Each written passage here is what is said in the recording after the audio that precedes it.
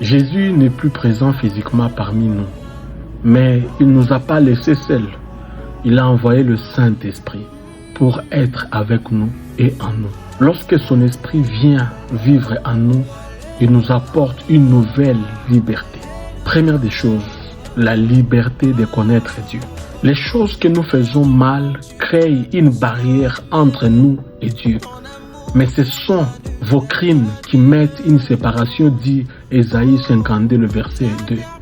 Lorsque Jésus est mort sur la croix, il a supprimé la barrière existante entre nous et Dieu.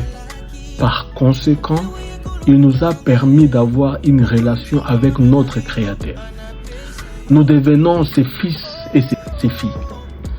L'Esprit nous donne l'assurance de cette relation et nous aide à mieux connaître Dieu.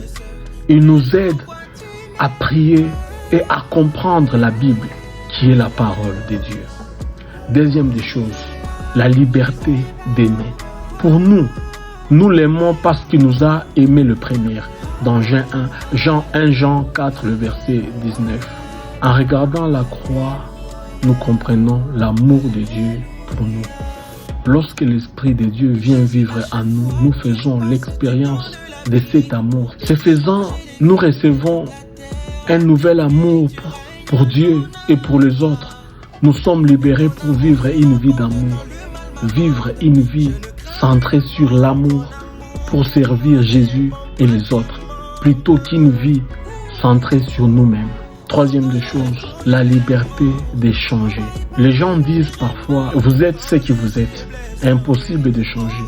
La bonne nouvelle, c'est qu'avec l'aide de l'Esprit, nous pouvons changer.